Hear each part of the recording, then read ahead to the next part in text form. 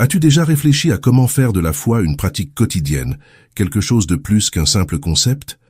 La foi est une force palpitante qui a le potentiel de remodeler tous les aspects de notre vie. Cependant, l'intégrer dans les routines et les adversités du quotidien est un défi que beaucoup d'entre nous rencontrent. Dans cette vidéo, nous aborderons des moyens pratiques de vivre notre foi de manière authentique et continue.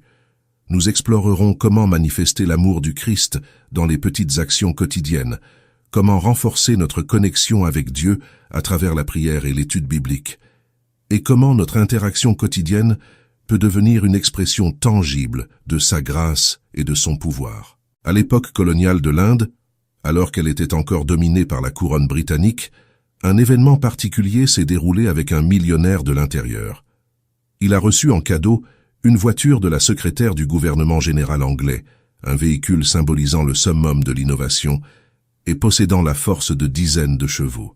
Cependant, de manière presque théâtrale, le millionnaire utilisait la voiture d'une manière inhabituelle. Il l'attelait à 2 bœufs, lesquels la poussaient laborieusement. Cette scène presque comique illustre un point crucial sur la foi. Dieu nous équipe d'une foi robuste, capable de déplacer des montagnes.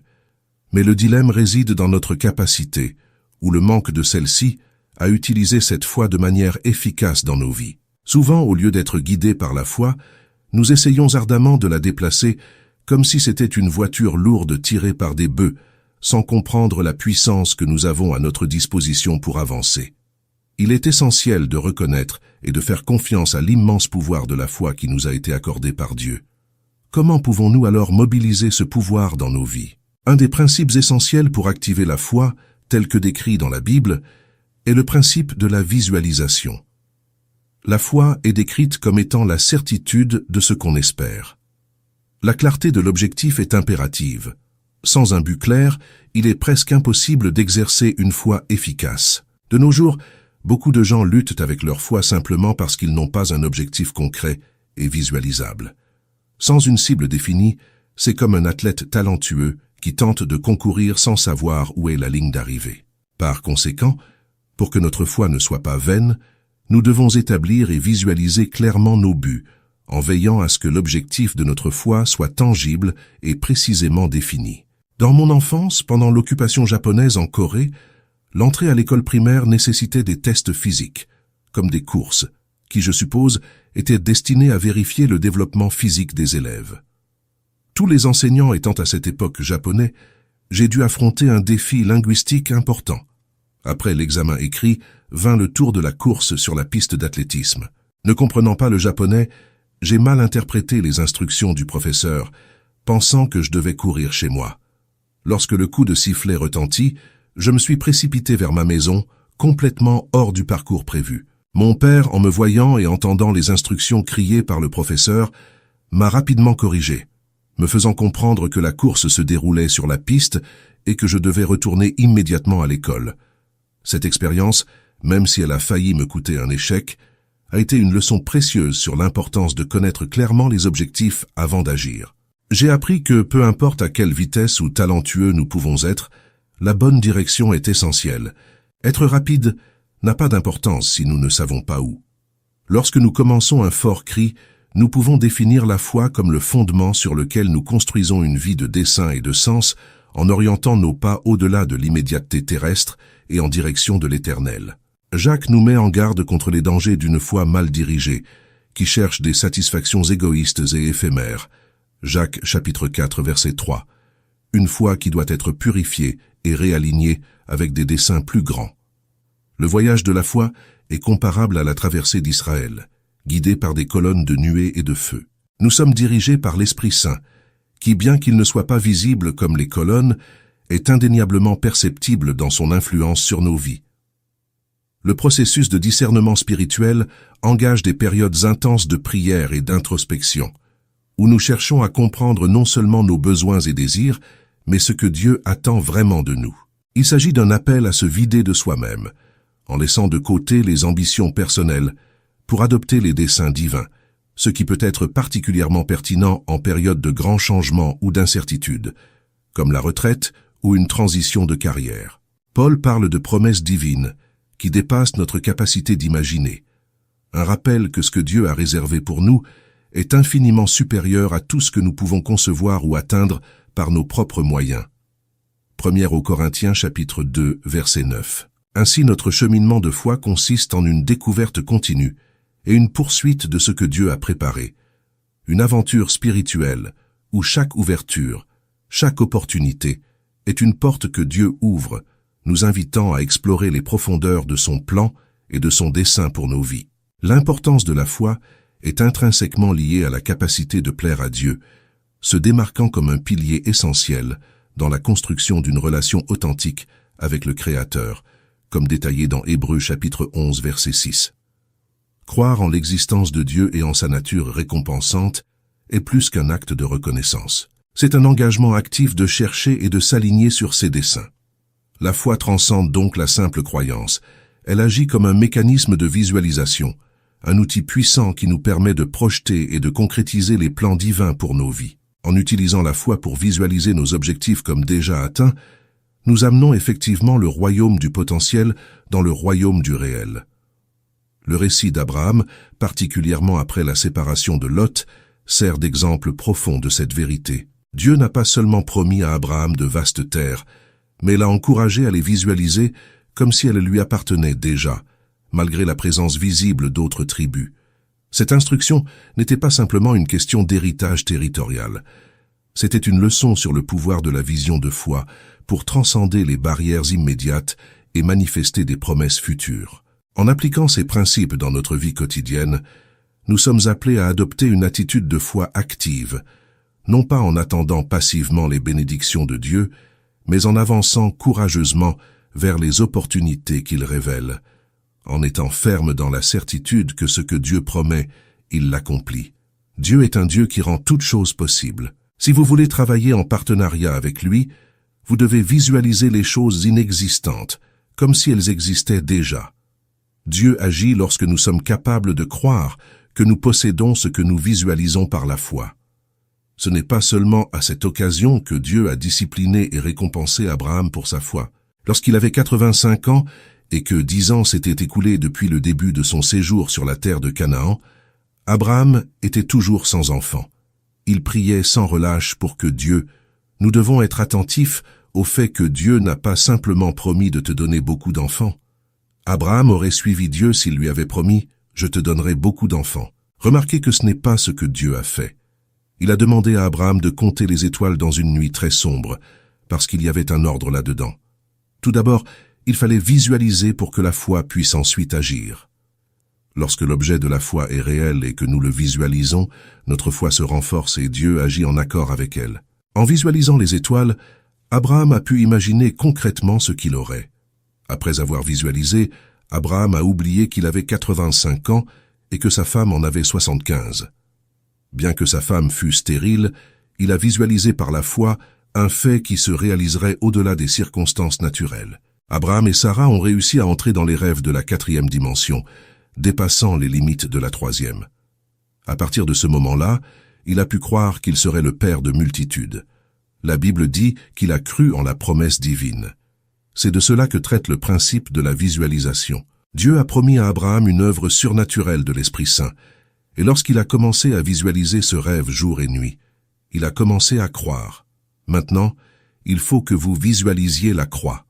De nos jours, de nombreuses églises placent une croix au fond de la chair. Pourquoi? Par principe de visualisation. Qu'est-ce que la croix? La croix nous rappelle Jésus-Christ, qui est mort pour nous il y a 2000 ans. Le chrétien ne doit jamais regarder la croix sans raison, mais se souvenir de l'histoire que cette image transmet.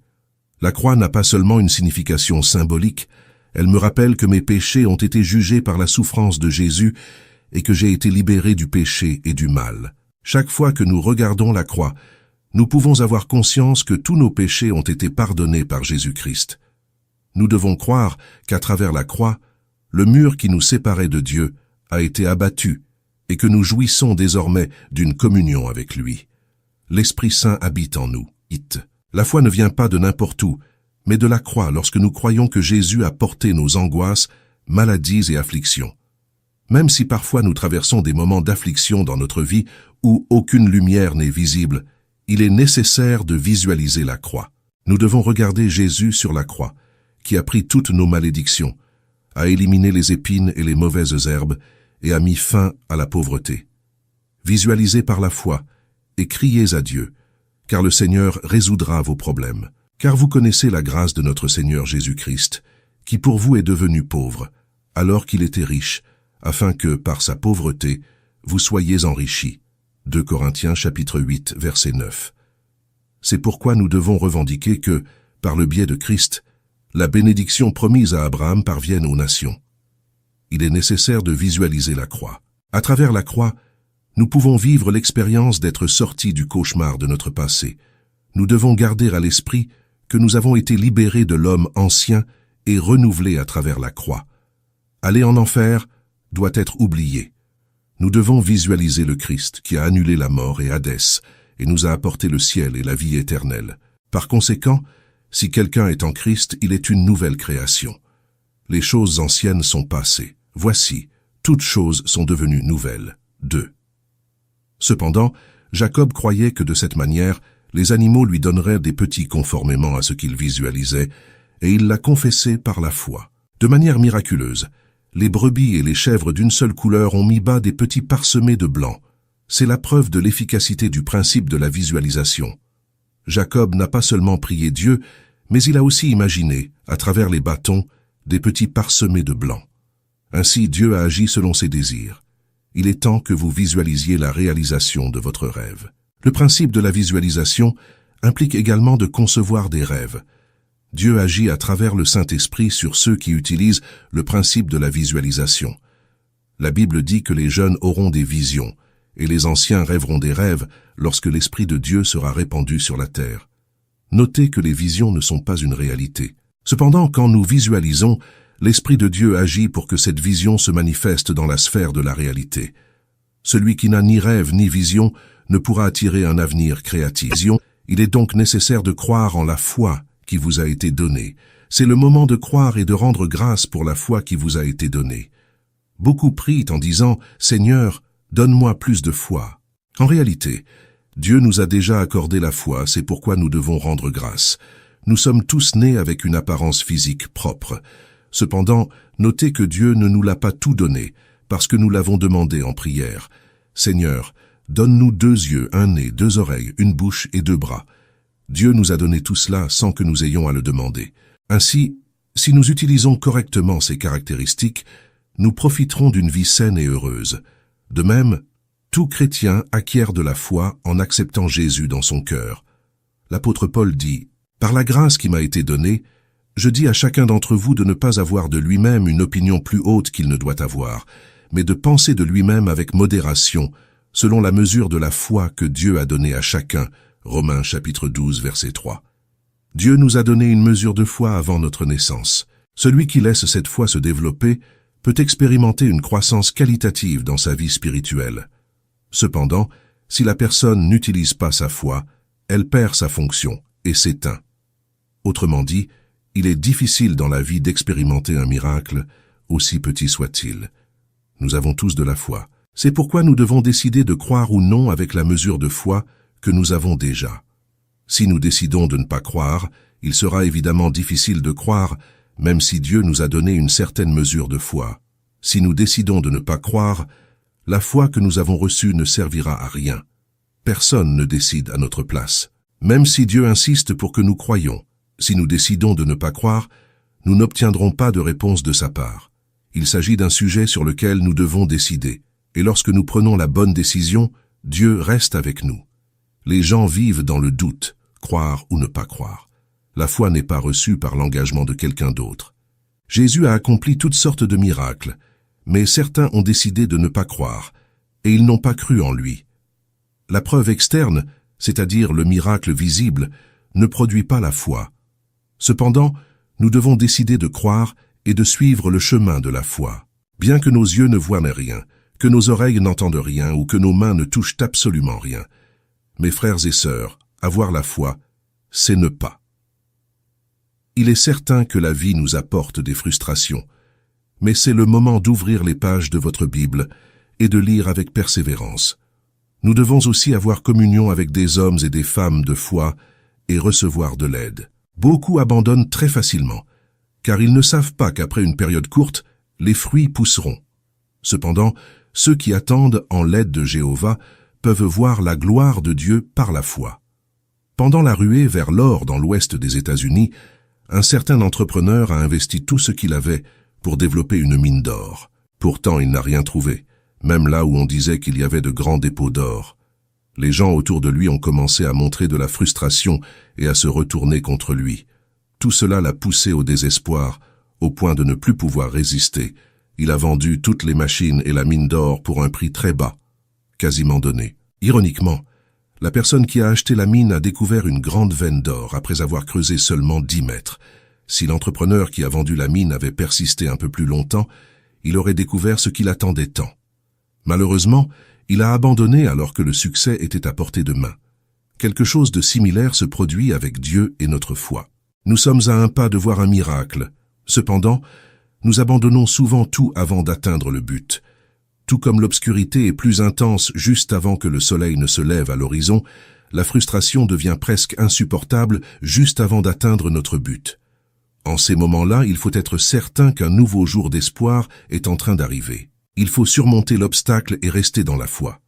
Les frères dans la foi peuvent être une grande inspiration en disant « Encouragez-vous, continuez, ne soyez pas frustrés, essayez encore une fois ».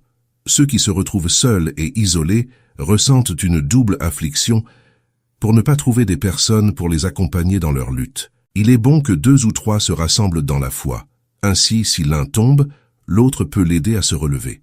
Et si l'un se montre frustré, l'autre peut le soutenir. Donc, le fruit de la foi arrive quand nous nous motivons les uns les autres et nous nous poussons vers l'avant. L'apôtre Paul déclare « Ainsi la foi vient de ce qu'on entend, et ce qu'on entend vient de la parole de Christ. » Romains chapitre 10, verset 17. Nous devons écouter et motiver les autres à écouter la parole quand nous sentons que notre foi faiblit. Dans sa 2e lettre aux Corinthiens, Paul révèle « Car nous marchons par la foi et non par la vue » 2 Corinthiens chapitre 5, verset 7. Donc, quand nous chancelons frustrés par ce que nous voyons, il est nécessaire que les personnes autour de nous nous encouragent dans la foi. L'écrivain aux Hébreux réitère une déclaration du Seigneur au prophète. « Mais le juste vivra par la foi. Et s'il se retire, mon âme ne prend pas plaisir en lui. » Hébreux chapitre 10, verset 38. C'est pourquoi nous devons renforcer notre foi pour que Dieu nous donne la vie éternelle et se réjouisse de nous. Si vous avez cru, alors vous devez croire jusqu'au bout. Si vous abandonnez la foi, cela pourrait être pire que si vous n'aviez jamais cru. L'ennemi ne cherche pas à dévorer ceux qui ne croient pas, car il sait que leur nourriture lui est déjà réservée à ses côtés. Ce qu'il cherche à dévorer, ce sont les croyants.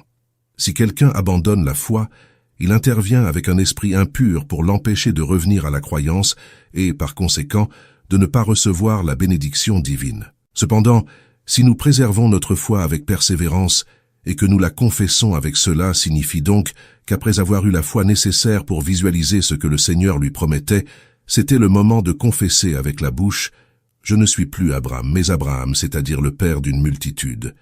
Et ma femme n'est plus Sarai, mais Sarah, ce qui signifie princesse. » Tout comme Dieu a opéré le miracle à travers la visualisation, il les a encouragés à confesser par la foi chaque jour.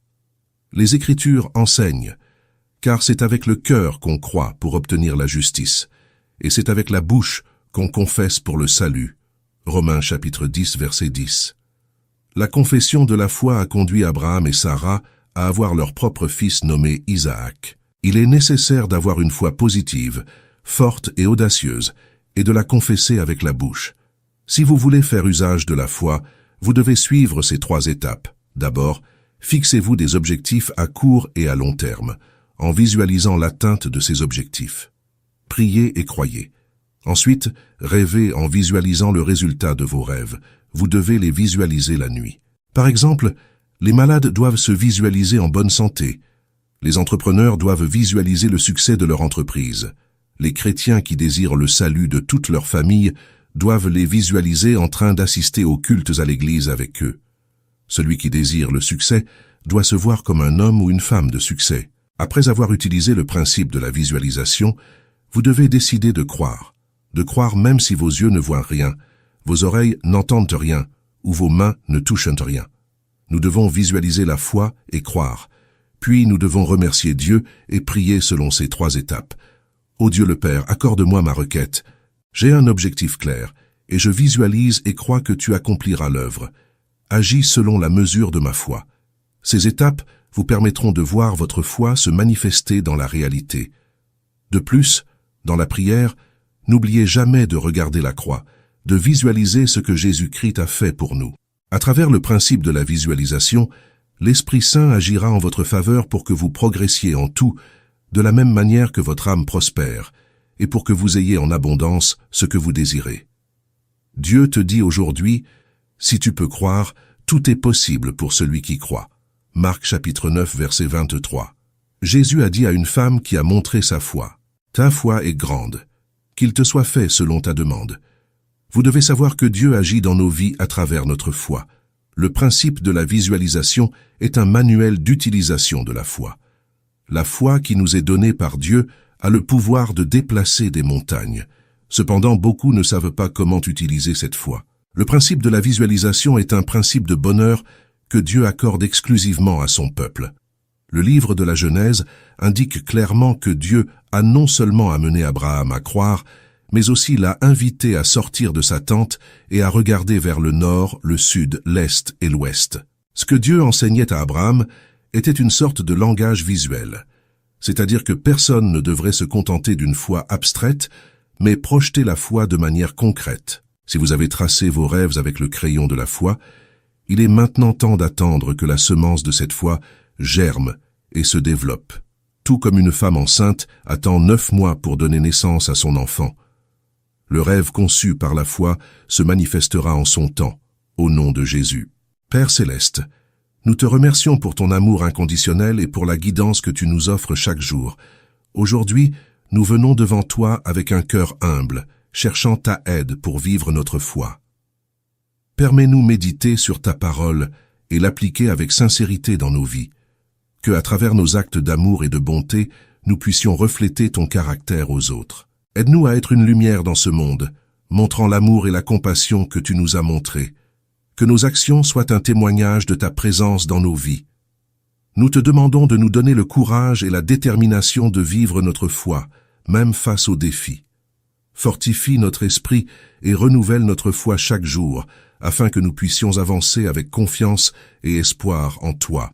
Enfin nous, te prions de nous apprendre à persévérer dans la recherche de ta volonté et dans la pratique de la foi. Que dans chaque petit et grand moment, nous puissions t'honorer et te glorifier. Nous te remercions pour ta présence constante dans nos vies et pour la grâce que tu nous accordes pour te suivre. Au nom de notre Seigneur Jésus-Christ, nous prions. Amen. Partagez cette vidéo bénie, afin qu'elle puisse toucher et aider d'autres personnes comme vous et moi. Vous souhaitez approfondir davantage votre foi et votre prière? Téléchargez notre e-book exclusif sur comment renforcer votre spiritualité de nos jours. Le lien se trouve dans les commentaires ci-dessous. N'oubliez pas de cliquer sur le bouton s'abonner si ce n'est pas déjà fait. Un grand merci du fond du cœur de faire partie de notre communauté de foi. Si vous souhaitez un peu plus soutenir notre chaîne, envisagez de devenir membre de notre chaîne. Je vous laisse ici 2 autres vidéos pour que vous puissiez poursuivre votre voyage spirituel et croissance dans la foi. Merci et que Dieu bénisse tout le monde. À bientôt.